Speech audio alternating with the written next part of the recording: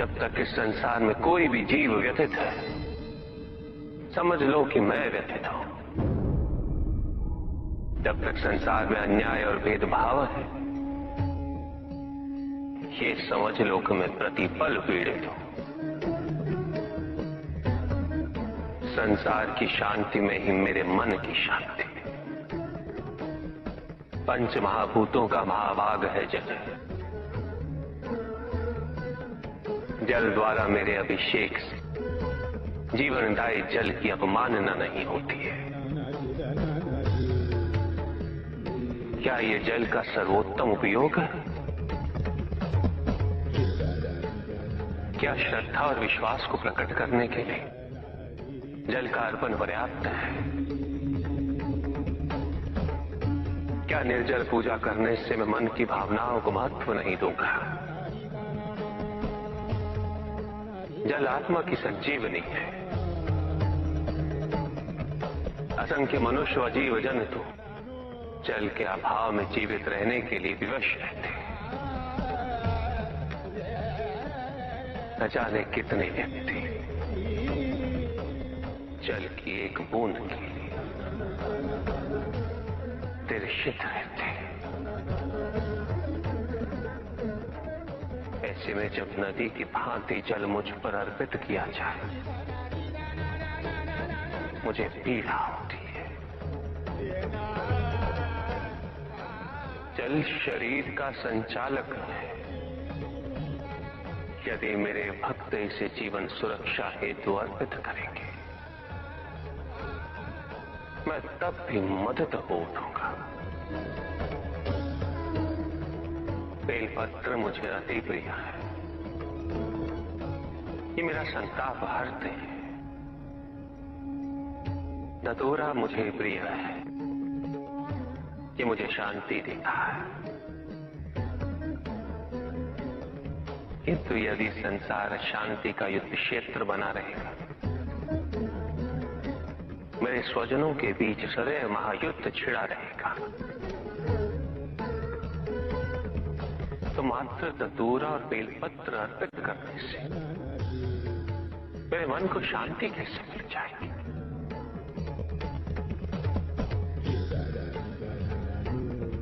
मेरी पूजा संपन्न कैसे हो जाएगी? उपासना में यदि मेरे जैसे हो जाने का भाव है, तो मेरी सच्ची उपासना है। यदि उपासना का भाव मेरे लोग और मेरे समीप आने की कामना है, तो सच्ची पूजा और भावना है। तुम मन में स्मरण करो, मैं सुनता हूं। तुम मन में मुझे पुकारो, मैं आता हूं। मुझे कुछ नहीं चाहिए। यदि तुम मन को शिवमय बनाते हो, तो वही मेरा शांति से परिपूर्ण कैलाश है। वही मेरी सुंदर काशी है। वही मेरी उज्जैनी है। कौन सी विधि, कैसी विधि? अपने आप से पूछो कि पूजा का अर्थ क्या है। पूजा तो केवल एक माध्यम है मुझ तक पहुंचने का, मुझसे जुड़ने का, मुझसे एक होने का। किंतु जो मुझे ही विभाजित कर दे, वो मुझसे एक कैसे हो सकता है? कैसे जुड़ सकता है मुझसे? जो अपनी भक्ति के मार्ग को औरों के मार्ग से श्रेष्ठ समझे, उसकी पूजा में सदैव अहंकार विद्यमान होगा। पूजा करने के लिए श्रेष्ठता का नहीं, समानता का भाव आवश्यक है। समानता केवल उनमें ही आ सकती है जिनका मन अपने आराध्य के प्रति समर्पित है। क्या पूजा साधनों पर आश्रित है, सामग्री पर आश्रित है, विधि पे आश्रित है? या भक्त के भाव पर, उनके विचारों पर। यदि पूजा करते समय व्यक्ति को ये स्मरण रहे कि वो कितनी श्रद्धा, कितने समर्पण और कितनी भव्यता से पूजा कर रहा है, तो वो पूजा नहीं। जिस व्यक्ति के मन में ये विचार हो कि उसके पास पूजा के पर्याप्त साधन नहीं, तो पूजा उसकी भी सच्ची नहीं होती। पूजा तो केवल वही सच्ची है जब भक्त के मन में आराध्य के अतिरिक्त कोई विचार ना हो, कोई संकोच ना हो। भक्त को यह अनुभूति हो कि वो अपने आराध्य से पृथक नहीं, उसके आराध्य उससे पृथक नहीं। और जो भक्त ऐसा सोचेगा वो भक्ति के अन्य मार्गों का भी सम्मान करेगा। स्मरण रहे, मुझे पाने के लिए किसी और व्यक्ति को माध्यम बनाने की आवश्यकता नहीं, क्योंकि भक्त मुझे अपने मन की पवित्रता से प्राप्त कर सकता है। यदि भक्त का मन ही निश्चल नहीं, तो किसी और के माध्यम हो जाने से वो कैसे संभव हो जाएगा?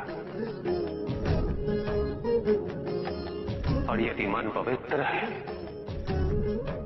तो फिर माध्यम की आवश्यकता ही क्यों? मेरी प्रार्थना करने के लिए प्रेम पूर्ण हृदय चाहिए।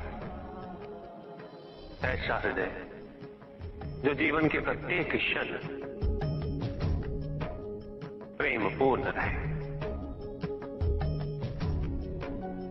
और यह तभी संभव है जब व्यक्ति सबसे पहले अपने आप से प्रेम करना सीखे, अपने आप से जुड़ना सीखे। जब तक व्यक्ति को अपने मन में विद्यमान दिव्यता की पहचान नहीं होती, वो दूसरों में भी उस दिव्यता को नहीं देख सकता।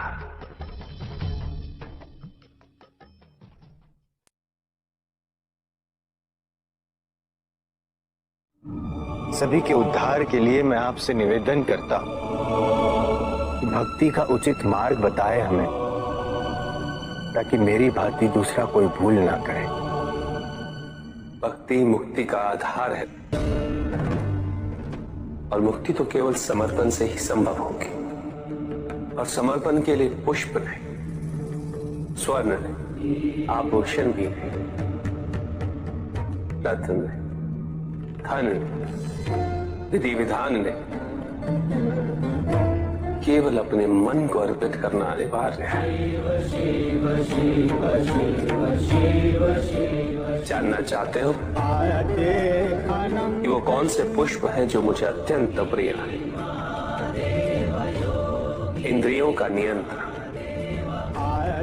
दया, शांति, तप, क्षमा, ध्यान और सत्य। और जब कोई मेरे इन पुष्पों से आराधना करे, मैं अवश्य प्रसन्न होता हूं। भक्ति में भव्यता आवश्यक नहीं है, अभी तो सरलता आवश्यक है। भक्त के लिए ये समझना अत्यंत कठिन हो जाता है, प्रायः भक्ति कब मोह में परिवर्तित हो जाती है। और ऐसे में पथ भ्रमित होना अनिवार्य है।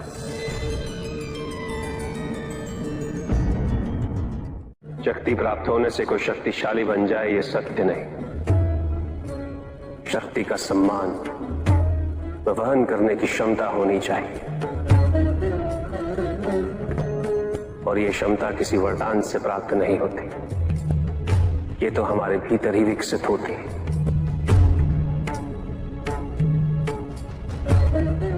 हमारे विचारों से, संस्कार से। तो प्रभु,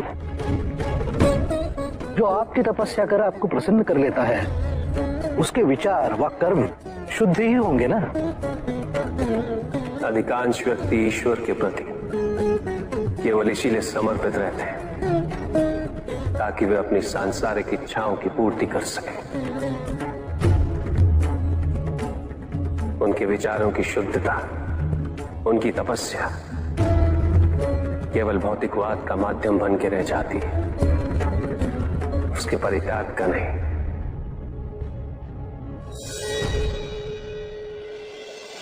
अहम भाव से ग्रसित ऐसे व्यक्ति अपने से परे देख ही नहीं पाते। उन्हें जो चाहिए वो इसलिए नहीं कि उससे वो संसार का उद्धार करना चाहते, अभी तो इसलिए कि उससे वो केवल अपने परिजनों का उद्धार कर सके। और शक्ति पा लेने के पश्चात उनका असली स्वरूप प्रत्यक्ष होता है। उनके व्यक्तित्व के दोष उभर कर सामने आते हैं।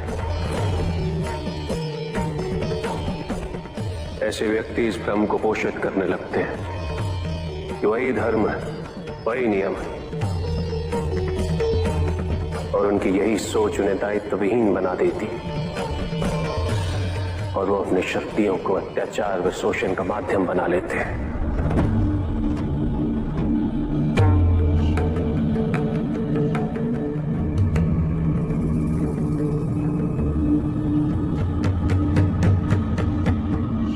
जब जब वरदान को अहित व अन्याय का माध्यम बनाया जाएगा,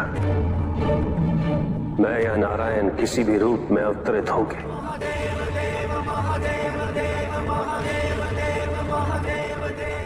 उसका अंत अवश्य करेंगे।